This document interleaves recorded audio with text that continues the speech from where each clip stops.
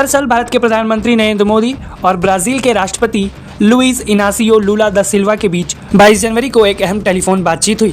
आपको बता दें, ब्राजील के राष्ट्रपति ने प्रधानमंत्री मोदी को फोन किया, जहां दोनों नेताओं ने आने वाले समय में भारत ब्राजील रणनीतिक साझेदारी को और मजबूत करने की प्रतिबद्धता को दोहराया है। ये भी संकेत दिया कि राष्ट्रपति लूला का भारत में जल्द स्वागत करने को वो उत्सुक हैं। पंजाबी जिन्होंने पाल लिया उन्होंने भी लिया ये फिर ये करोगे?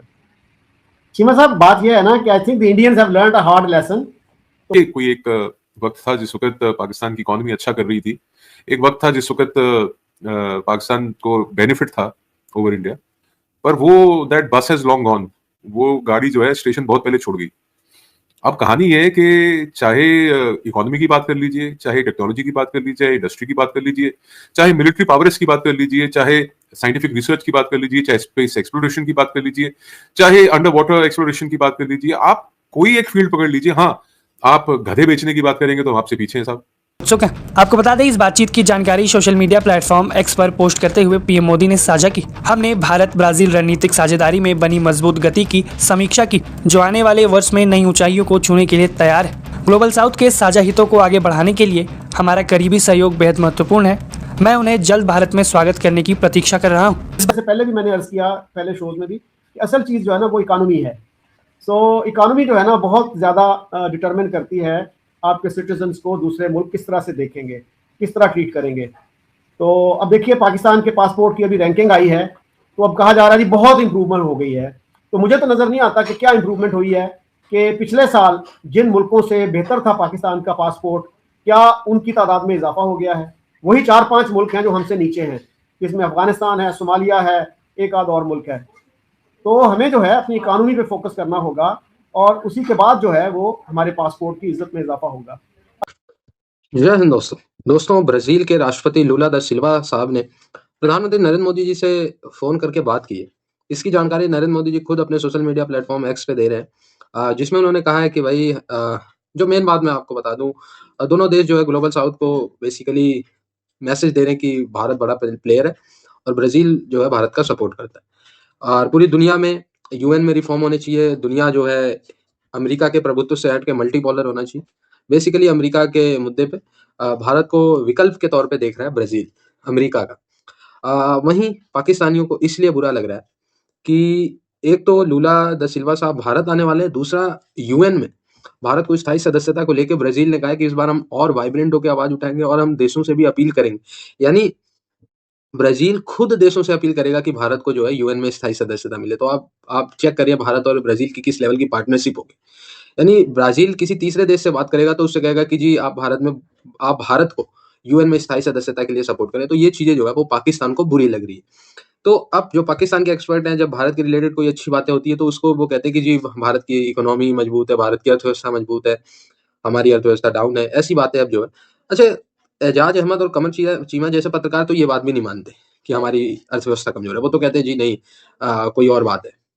उसमें से भी वो नेगेटिव पॉइंट खोज लेंगे कि जी चलो ब्राजील भारत से कमजोर क्लोज हो रहा है, ब्राजील जो है भारत की तारीफ कर रहा है, तो वो कहेंगे ब्राजील की कोई वैल्यू ही नहीं है। लो भाई, अभी इथोपिया पाकिस्तान की तारीफ कर दे या यमन पाकिस्तान की तारीफ कर दे तो कहेंगे जी यमन तो बस अमेरिका के बाद दूसरा देश यमन ही है जो दुनिया को चला रहा है। तो ऐसी बातें करने लगते हैं।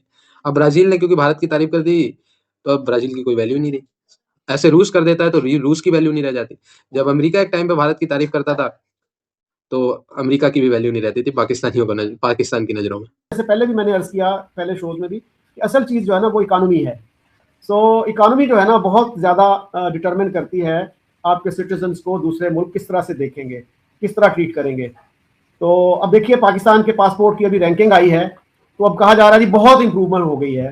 तो मुझे तो नजर नहीं आता कि क्या इंप्रूवमेंट हुई है कि पिछले साल जिन मुल्कों से बेहतर था पाकिस्तान का पासपोर्ट, क्या उनकी तादाद में इजाफा हो गया है? वही 4-5 मुल्क हैं जो हमसे नीचे हैं, जिसमें अफगानिस्तान है, सोमालिया है, एक आध और मुल्क है। तो हमें जो है अपनी इकोनॉमी पे फोकस करना होगा और उसी के बाद जो है वो हमारे पासपोर्ट की इज्जत में इजाफा होगा। अब यूएई में वहाँ पे एक ट्रैवल एजेंट मुझे बता रहे थे कि पाकिस्तानी जो है ना उनके लिए वो रोज बरोज मुश्किल बनाते जा रहे हैं वीजा, क्योंकि पाकिस्तानी अगर एक दफा विजिट वीजा पे भी आ जाए ना तो उसको वापस भेजना मुश्किल होता है, इसलिए कि अपॉर्चुनिटीज बहुत कम है। सो बहुत सारे लोग जो हैं, सारे नहीं मैं कहता, लेकिन बहुत सारे जो विजिट वीजा पे भी जाते हैं। और देखिए वो बैगरी का भी स्कैंडल हुआ था कि सऊदी अरब में यूएई में जो है वो बैगरी में इन्वॉल्व होते हैं। और फिर ऐसे भी केसेस हैं कि ड्राइविंग आती नहीं है और ड्राइवर के जॉब के तौर पर जा रहे हैं। और ऐसे भी मैं लोगों को जानता हूँ वहाँ पे यूएई में कि ड्राइविंग कर रहे हैं। एक साहब थे जो 30 साल से वहाँ ड्राइविंग कर रहे हैं और उनको साइन पढ़ने नहीं आते, ना अरबी में ना इंग्लिश में। तो मैंने उनसे कहा, मैंने कहा यार आप एक एक लफ्ज भी रोजाना सीखते तो आज तक आप कहाँ पहुंचे होते। तो इस तरह के जो है ना पाकिस्तानियों के वहाँ पे प्रॉब्लम्स हैं। तो भाई यहाँ से अगर आप भेजते हैं, किसी को ड्राइवर भेजते हैं, तो उसको साइन तो पढ़ने आने चाहिए, उसको वहाँ की ट्रैफिक का तो पता होना चाहिए ना। तो you need to train these people who go abroad. हाँ जी, बात तो सही है कि इनको ट्रेन तो करना चाहिए, इसमें तो बात ठीक है। लेकिन हमारे इंटीरियर मिनिस्टर साहब कह रहे हैं हमारा पासपोर्ट बेहतर हो गया।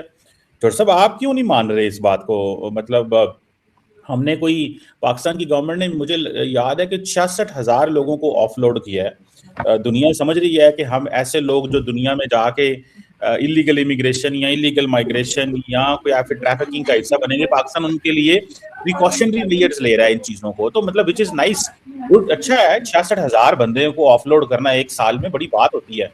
तो इस वजह से हमारे पासपोर्ट को जो है वो कह रहे हैं कि जी ये अब अच्छे इकदाम उठा रहे हैं। आप समझते हैं कि ये नहीं हो रहा? इंटीरियर मिनिस्टर साहब तो बड़ा इस पे खाली मार रहे हैं। जी, वो जो मुझे याद पड़ता है, उन्होंने कहा था जी 126 से हम 98 पे आ गए हैं। तो उस पे मेरा तो क्वेश्चन यही है कि भाई कैसे आप मेजर कर रहे हैं? आप तो यही देखते हैं ना कितने मुल्कों से आपका पासपोर्ट बेहतर है। तो उसमें तो वही 4-5 मुल्क ही हैं जिनका पासपोर्ट पाकिस्तान से भी ज्यादा कमजोर है। तो उसके अलावा क्या मेजर है इंप्रूवमेंट का मुझे नहीं मालूम। मसलन कांगो जैसा मुल्क जो है, बुरुंडी जैसा मुल्क, central African Republic, north Korea हमसे ऊपर है। You know, that should be food for thought. हमें सोचना चाहिए कि यार इस तरह के जो मुल्क हैं वो कैसे हमसे बेहतर पासपोर्ट रखते हैं। तो ये चीजें हैं ना जिसमें हमारे, मेरा ख्याल है चोट साहब, नॉर्थ कोरिया को तो रिकॉग्नाइज ही को नहीं करता। नॉर्थ कोरिया को तो रिकॉग्नाइज ही को नहीं करता। सवाल दरअसल ये होगा ना कि वो उनको जितने मुल्क रिकॉग्नाइज करते होंगे उनमें से उनकी स्पेस होगी। तो अब जारी बात है दुनिया में नॉर्थ कोरिया से तो बेहतर ही हमारा मुकाम है। चौर साहब जे तुसी हुण वाकई ये समझन लग पे हो कि वो हैनले इंडेक्स रिपोर्ट के मुताबिक तुसी पाकिस्तान ਨੂੰ ਕਰੈਕਟਰਾਈਜ਼ ਕਰਨ ਲੱਗ ਪਏ ਹੋ, ਤੇ ਫਿਰ ਤੇ ਤੁਹਾਡੀ ਵੀ ਰਿਸਰਚ ਤੇ ਸ਼ੱਕ ਪੈ ਗਿਆ ਕਿ ਚੌਰ ਸਾਹਿਬ ਲੋਕਾਂ ਨੂੰ ਤੇ ਆਂਦੇ ਨੇ ਕਿ ਰਿਸਰਚ ਫਲਾਨੀ ਕਰੋ ਤੇ ਇੰਪੀਰੀਕਲ ਐਵੀਡੈਂਸ ਤੇ ਫਲਾਨੀ, ਤੇ ਜਨਾਬ ਵੀ ਜਿਹੜਾ ਨਾ ਉਹ ਐਵੇਂ ਹੀ ਮਸਲੇ ਨੂੰ ਧਿੱਕੀ ਜਾ ਰਹੇ ਨੇ। मतलब अब आप अगर ये समझते हैं कि नॉर्थ कोरिया से भी हम नीचे हैं तो फिर तो मतलब चौर साहब बिस्मिल्लाह पढ़ लीजिए कि तुसी भी इतने बायस हो गए हो, की गल है। अगर आप बेगैरती की बात करेंगे तो आपसे पीछे हैं साहब, और अगर आप बात करेंगे आतंकवाद की, टेररिज्म की और दहशतगर्दी को बढ़ावा देने की तो आपसे पीछे हैं साहब। और उन फील्ड्स में हम आपके साथ कभी कोई मुकाबला करना भी नहीं चाहते। और जहां तक जो एक रियल वर्ल्ड चैलेंजेस हैं उनको भारत बहुत बाखूबी जो है हमारी जो करंट लीडरशिप है उसके अंडर निभा रहा है, और एक ग्लोबल प्लेटफॉर्म के ऊपर एक मुकाम हासिल कर लिया भारत ने जो पाकिस्तान कभी हासिल कर नहीं सकता। और आपके जो डिक्टेटर हैं उनके शब्दों में अगर कहा जाए, उन्हीं के अगर लफ्जों में कहा जाए, तो पाकिस्तान एक कचरे का ट्रक है और भारत एक चमचमाती मर्सिडीज है, फरारी। तो जब आपका डिक्टेटर खुद इस बात को तस्लीम कर रहा है कि भारत एक चमकती गाड़ी है जिसकी रफ्तार बहुत तेज है और आप डंप ट्रक हो, हमारा रास्ता अलग है, आपका रास्ता अलग है भाई। आप कच्चे रूट पे चलने वाली गाड़ी, हमारे पास एक्सप्रेस वेज है, हम तो अपने रास्ते पे चले, आप अपने रास्ते पे चले। लेकिन आप ये देखिए ना कि इस वक्त जो सुपर पावर है अमेरिका, उनके प्रेसिडेंट जो है डोनाल्ड ट्रंप, वो तो तारीफें करते नहीं थक रहे पाकिस्तान की।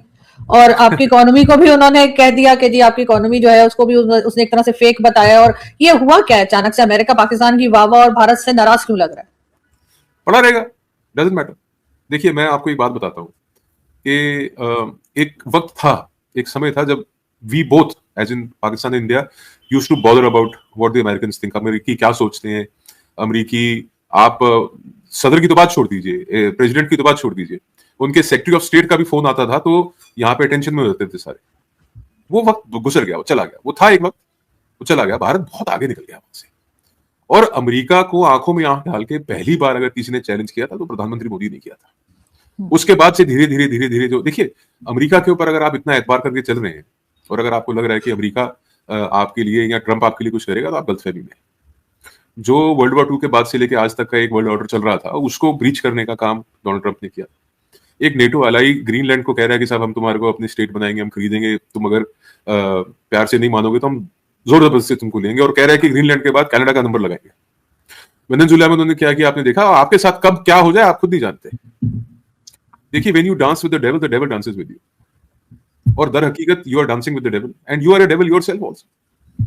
देखो अगर आपको लग रहा है कि ये जो करंट सिचुएशन है this is going to last forever and it is a policy decision, आपको गलती है। आपको गलतफहमी है। और America has proved itself over the years that it's not a reliable partner. और चीनियों के साथ जो आपने धोखा किया है वो चीनी भी देख रहे हैं।